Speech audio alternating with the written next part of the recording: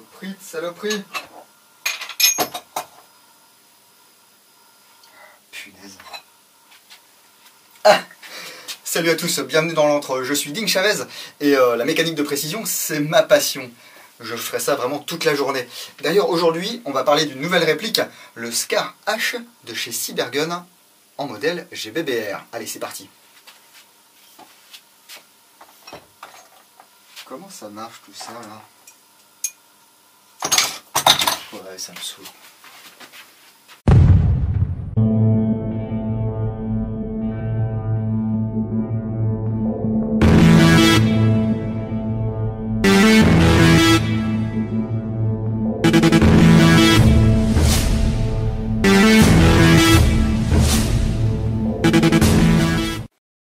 VFC et les GBBR, alors ça n'inspire pas confiance à beaucoup de gens parce que beaucoup de gens ont acheté des GBBR VFC qui ne fonctionnaient pas très bien, soit le hop-up était un petit peu bizarre, soit il fallait vraiment beaucoup de travail pour que ça fonctionne, soit ça dégazait, soit ça ne fonctionnait pas en température basse. Autant dire que lorsqu'on a appris que Cybergun avait choisi de sortir ce Scar H GBBR en association avec VFC, les premières réactions n'étaient pas forcément folichonnes. Vous avez pu lire une review complète écrite par moi-même dans Red Dot Magazine numéro 8, voilà, qui est sorti en janvier dernier. Dans ce numéro, j'ai désossé ce Scar H VFC. Si vous l'avez déjà lu, eh bien vous n'aurez pas beaucoup de news avec cette vidéo. Voilà, Red Dot Magazine. N'hésitez pas à l'acheter. Du coup, ça intéressait Cybergun que je vous fasse une vidéo, une présentation de ce Scar H VFC. J'ai attendu un petit peu parce que faut bien que le magazine se vende. Au moment où la vidéo là est disponible, le numéro 9 devrait être dispo en kiosque. N'hésitez pas non plus à l'acheter. On va donc voir ce qu'il y a dans cette boîte et puis à quoi ressemble ce GBBR de chez VFC. Déjà pourquoi Cybergun? Tout simplement parce que c'est eux qui détiennent la licence FN Herstal et donc le droit d'exploiter cette licence et de sortir des répliques d'armes qui sortent de chez FN Herstal. Je vous parlais il y a bientôt 2 ans, hein, ça fait facile 1 an et demi, du Scar H GBBR. Vous pouvez voir la vidéo ici, la review est disponible également sur le blog. Je me suis laissé dire que ce Scar H ressortirait estampillé Cybergun avec les marquages et tout, dans une version un petit peu plus, je vais dire bas de gamme, une version un peu moins chère que ce modèle de chez VFC. Parce que là, il va falloir sortir entre 470 et 510 € en France pour vous procurer cette réplique. Elle existe en FDE et en noir. Alors il y aura une différence entre la FDE et la noire au niveau des marquages, on verra ça tout à l'heure. Les chargeurs supplémentaires sont pas donnés, hein, GBBR, voilà, entre 57 et 65 € prix public constaté. Vous avez 24 billes dans le chargeur. Alors j'ai aucune idée pourquoi, j'ai fait une petite fixette sur 24 billes dans ce chargeur. En fait, il y en a bien 30. Hein. Donc faites comme si je n'avais rien dit, c'est 30 billes par chargeur. Pour minimum 3 chargeurs, je pense, pour pouvoir jouer. Hein. D'ailleurs, j'ai acquis des chargeurs supplémentaires. Et puis, ce sera son grand test demain en partie. Je vais l'amener dehors, pour l'instant j'ai tiré que sur cible avec, et on verra ce que ça donne.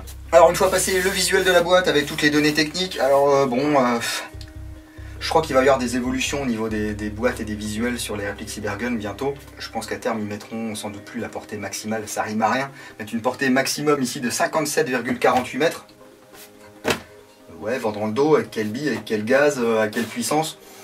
On ne sait pas quoi, donc autant rien mettre, vous mettez la puissance moyenne de la réplique ou la vélocité des billes. D'ailleurs ici on voit que habituellement ils mettaient la vélocité avec des billes de 0,12, ils ont fait ça très longtemps, alors prétendument c'était à cause du marché américain, parce que billes 0,12, je sais pas quoi, enfin bref.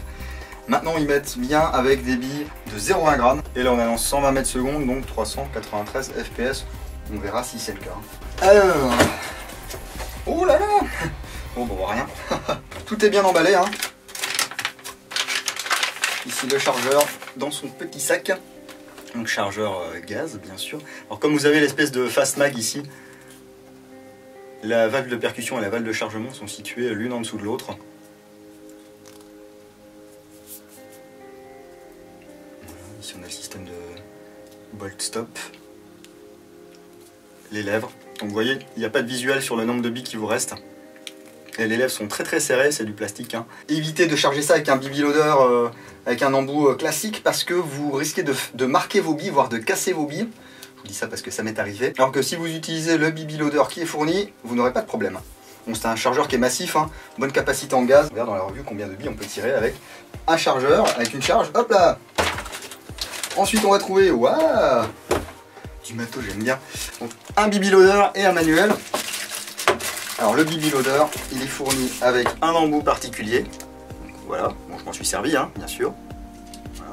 Et puis vous allez avoir un embout de rechange au cas où vous utilisiez un autre BB loader ou au cas où l'embout casse. Pour charger, vous allez venir comme ça et puis ça va se faire tout seul, hein. Alors que si vous venez par le dessus comme ça avec un BB loader classique, eh bien vous allez marquer vos billes, ça va pas très bien fonctionner, vous allez peut-être parfois casser la tige de votre BB loader, c'est pas terrible. Le manuel quant à lui,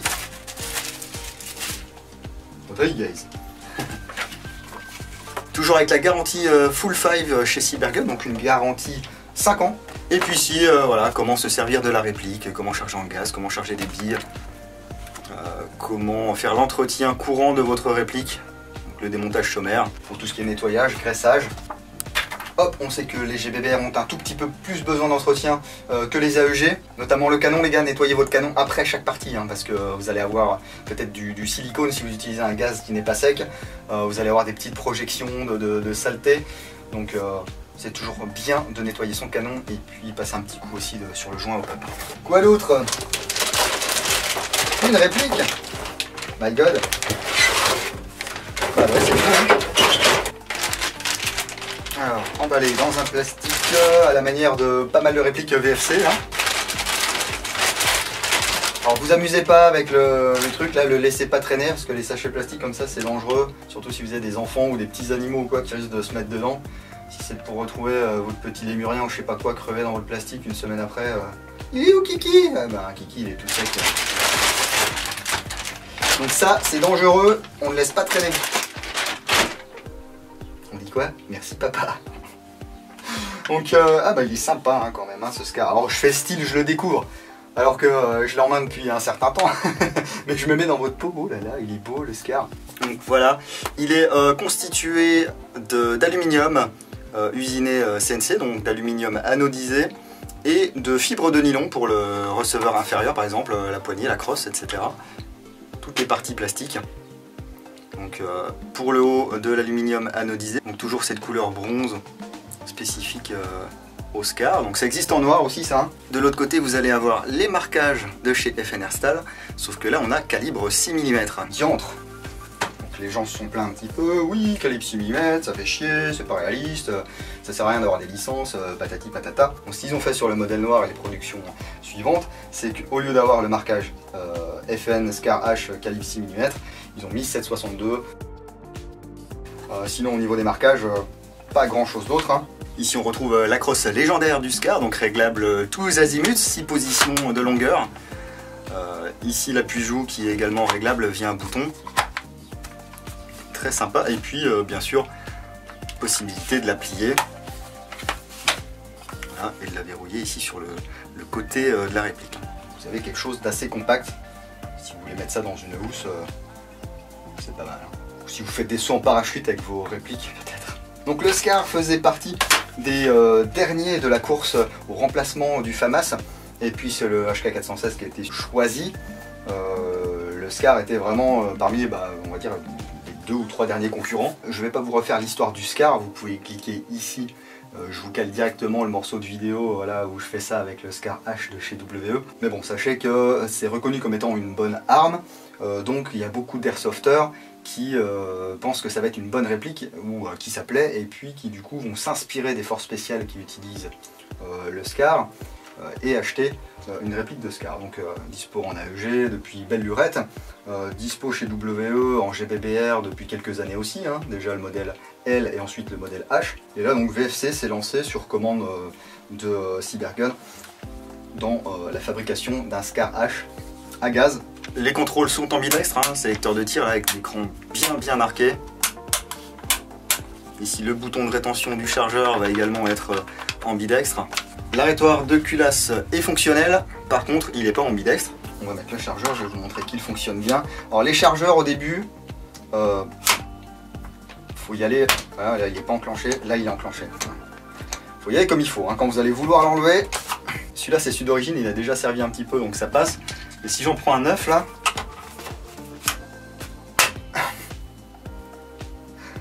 avec le cache-flamme en plus qui résonne. Là, vous voyez, il va falloir quand même roder un petit peu tout ça. Punaise.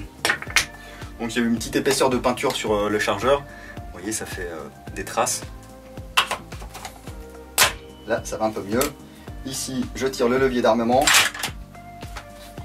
Que se passe-t-il? Eh bien, la culasse est bloquée en arrière. On peut voir ici le nozzle qui ressort un petit peu comme sur le HK417. Alors, c'est un truc de VFC, ça, de mettre des ressorts de nozzle un peu plus longs. Je ne sais pas si c'est pour la bonne marche de la réplique, je ne sais pas. Et là, hop, je peux rabattre ma culasse. Le levier d'armement, il peut être changé de côté. Donc là, il est côté gauche de la réplique. Je peux le mettre côté droit si ça me chante. Hein. C'est vraiment une conception moderne, j'allais dire une arme moderne. On va encore me dire, c'est pas une arme, c'est une réplique. C'est une réplique d'arme, les gars. Donc là, pour moi, les termes, quand je parle des fonctionnalités, le terme est interchangeable. Quand il s'agit de tirer sur les copains, je préfère tirer dessus avec une réplique. Donc c'est une arme, enfin c'est une conception moderne, donc beaucoup de contrôle ambidextre, vous voyez tous ces réglages de crosse, etc. pour vraiment convenir à un maximum de personnes. Dans le temps, voilà, il y avait un fusil d'assaut, on le prenait, t'étais droitier, gaucher, petit, grand, gros, maigre, c'était le même et c'est à toi de t'adapter. Hein. Maintenant on va chercher l'efficacité au combat, donc avec des choses un petit peu plus ergonomiques, on va dire. Et donc comme on veut que ce soit ergonomique, on veut aussi que les gens puissent monter les accessoires adéquats pour leur mission. Si vous avez besoin d'un pointeur laser, si vous avez besoin d'une lampe, si vous avez besoin d'un organe de visée électronique, et bien ici vous allez avoir tout un tas de rails. Donc là, le rail supérieur est numéroté, vous voyez, il fait toute la longueur du receveur. Et puis vous allez avoir un rail latéral de chaque côté et un rail inférieur. Alors ici on voit une grosse vis, mais qu'est-ce que c'est que ce truc? C'est la vis de réglage du hop-up. Alors pourquoi là, pourquoi pas ailleurs? Si vous avez lu Red Dot, vous savez déjà à quoi il ressemble, sinon vous verrez la review bientôt. Mais c'est un système assez particulier, c'est pas une molette, c'est vraiment une vis qui va tirer sur quelque chose qui va pousser sur le joint. Bon, ça dit, ça fonctionne pas mal. Bien sûr, vous allez avoir des organes de visée qui sont fournis avec cette réplique, un œilleton amovible à l'arrière. Donc si vous voulez l'enlever, ça, si vous n'en avez pas besoin, vous pouvez. Hein. Il se rabat comme ceci, il va être réglable en hauteur et en dérive, donc avec des molettes. Vous avez également deux tailles différentes de œilletons. Ils sont assez durs à switcher, hein, mais bon, c'est un petit coup à prendre. Et puis à l'avant, au niveau du tube d'emprunt des gaz, vous avez également un guidon. Voilà. Avec une mire réglable en hauteur, type M4, hein, c'est le même outil. L'outil qui n'est pas fourni dans la boîte. Et ici, je ne sais pas si vous voyez, on a une graduation.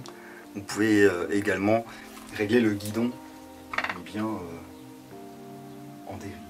Ce qui est sympa, c'est que dans le gaz tube également, vous avez ici, hop, un petit outil que vous pouvez retirer avec un embout Torx. Et cet embout Torx, il va vous permettre de démonter la réplique sans forcément beaucoup plus d'outils. Hein. Donc ça, c'est pas mal. Je sais pas si vous entendez depuis le début.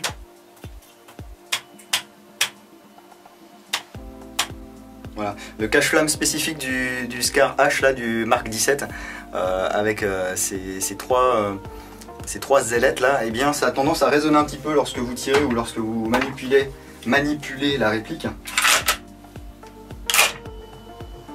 Ça fait un petit peu comme un diapason. Le cache-flamme est en acier. C'est normalement un pas de 14 mm négatif, mais vous avez également, je crois, chez Cybergun, le modérateur de son qui va bien et qui se visse directement ici sur le pas rapide du cache-flamme. J'ai du mal aujourd'hui. À l'arrière de la réplique, vous allez avoir plusieurs anneaux pour pouvoir mettre une sangle. Donc il y en a un ici au bout de mon doigt. Il y a des anneaux également ici, de l'autre côté. Alors c'est pas forcément pratique. Hein. Ici vous en avez un de chaque côté. Donc, côté droit, côté gauche. Vous pouvez mettre des sangles de poing si vous voulez. Après il y a la solution d'utiliser de la paracorde ou des sangles spéciales qui vont se fixer sur la crosse. Après c'est votre choix les gars, c'est vous qui voyez, hein.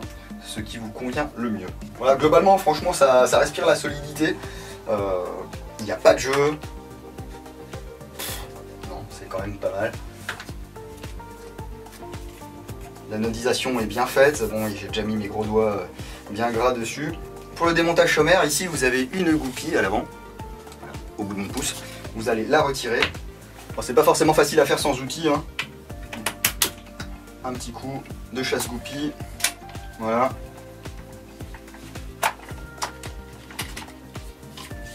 Et là on peut voir que dans le ressorveur inférieur il y a tout le bloc détente. C'est pas du tout un bloc détente à part comme chez WE, c'est bien quelque chose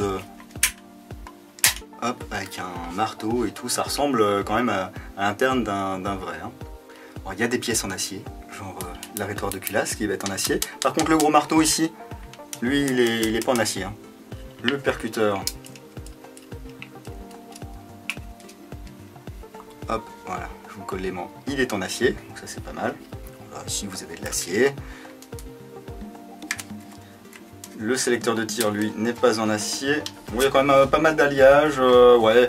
On va dire que les pièces les moins solides, habituellement sur un GBBR, là, elles ont été renforcées avec de l'acier. On verra après sur le moyen et le long terme si ça résiste.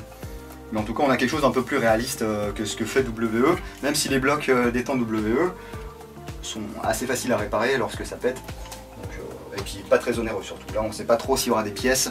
N'hésitez pas à solliciter votre boutique si vous avez un problème avec le SCAR. Vous avez quand même une garantie de 5 ans. Donc s'il y a une pièce qui casse au bout de 3 chargeurs, c'est pas normal et vous avez le droit de rapporter quand même votre réplique. Ici on peut voir la culasse avec le nozzle. Alors pour démonter la culasse, il va falloir faire sortir la crosse.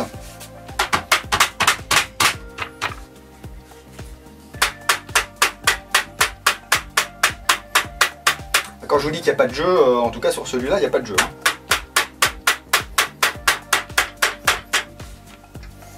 Hop, alors là, il faut faire attention parce qu'il y a quand même le ressort de rappel. Mais normalement, s'il n'y a pas de tension, ici, vous aurez juste à actionner le levier d'armement.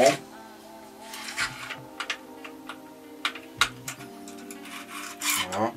Ici, la tige guide, le ressort récupérateur. À l'intérieur ensuite ici vous avez un buffer en plastique qu'il faut vous faire sortir comme ceci par le corps, hein, comme ça. Hop, le buffer et vous pouvez enfin faire sortir la culasse. Alors ici vous allez arriver à ce niveau là, vous allez enlever le levier d'armement et puis vous avez accès à la culasse et au nozzle, hein. Vous voyez comme sur le 417. Il rentre pas tout à fait jusqu'au bout parce que vous avez un ressort qui est un peu plus grand. Alors un truc sur lequel Cyber n'a pas communiqué et c'est normal, mais moi je vais vous le dire parce que je ne suis pas Cyber, c'est que cette réplique possède une sorte de NPAS, donc une valve réglable. Ici à l'intérieur vous avez votre petite valve qui se balade et donc vous allez pouvoir régler cette valve en mettant une clé Allen là-dedans. Et puis en tournant, en serrant, en desserrant pour régler votre puissance. Ce qui s'est passé en sortie de boîte avec mon exemplaire, c'est que j'avais un chouette kick, mais j'avais deux billes qui se chambraient, j'avais un truc, enfin c'était... Le cycle n'était pas terrible. Et en fait je me suis aperçu que la valve était vissée à fond, ce qui fait que je sortais dans les, je sais pas, 150, 160 fps, et du coup le cycle était pas terrible. Lorsque j'ai tout démonté pour la review, je me suis aperçu qu'il y avait effectivement cette valve avec la vis. Et je me suis dit, bon sang, mais c'est bien sûr, on peut régler la puissance, donc j'ai réglé ça aux environs de 360. Et, miracle, ça cycle comme il faut, c'est propre, ça claque, il y a un kick là-dessus, pas mal, je vous montrerai tout à l'heure. Donc ça changeait vraiment tout. Oui, mais pourquoi Cybergun n'a pas communiqué là-dessus? Tout simplement parce que dans certains pays, les puissances sont limitées. Et même si là on n'ira pas normalement au-delà des 2 joules, il y a des pays par exemple, je ne sais pas, en Irlande je crois que c'est 1 joule, donc tu vends ça en Irlande, tu peux pas vendre une réplique qui fait 2 joules ou qui peut être réglée à 2 joules en Irlande. Donc je pense qu'il y a quand même plusieurs versions, ils doivent pas être tous réglables. Et ici vous allez voir le bloc hop-up avec la vis de réglage ici, et puis ici je peux pas vous sortir le canon etc, il faut vraiment démonter plusieurs pièces pour pouvoir sortir le tout. On fera ça pendant la review complète. Là je vais remonter ça. Alors la lubrification en sortie de boîte était basique on va dire, hein. Donc j'ai nettoyé ça, j'ai relubrifié. C'était quand même mieux que pas mal d'autres répliques. Mais c'était voilà, graissage d'usine, hein. C'est jamais la panacée. N'oubliez pas de remettre ça, le buffer.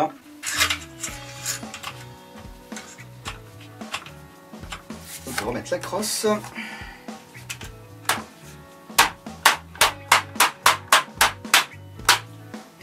et puis le receveur inférieur, donc arrière en premier.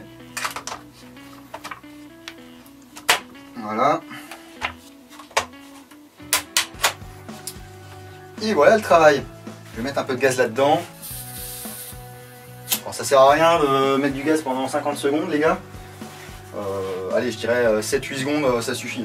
Qu'est-ce qui peut se passer si vous mettez vraiment trop de gaz? C'est que les premiers tirs, vous allez expulser du liquide au lieu d'expulser du gaz. C'est pas terrible. Ça vous met une patate, c'est très sympa.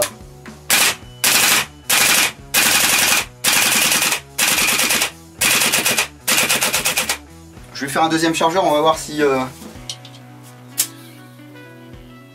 il y a beaucoup de cooldown ou pas. Là, le chargeur est froid hein, quand même, donc je vais vous faire du full. Alors gardez en tête qu'il n'y a que 24 billes dans ces chargeurs, hein. Donc forcément ça va peut-être pas tenir 60 coups en full. Faut rester logique parfois.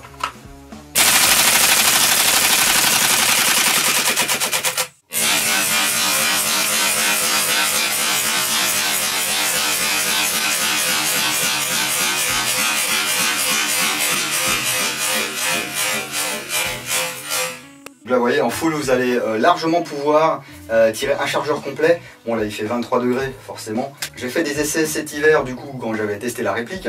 La vidéo j'avais posté sur Facebook de Red Dot et puis j'avais dit ouais ça dégaze pas, c'est bizarre. T'as des mecs forcément qui avaient commenté bah forcément si tu mets du propane, ça c'est du propane les gars, hein. C'est du green gas, hein.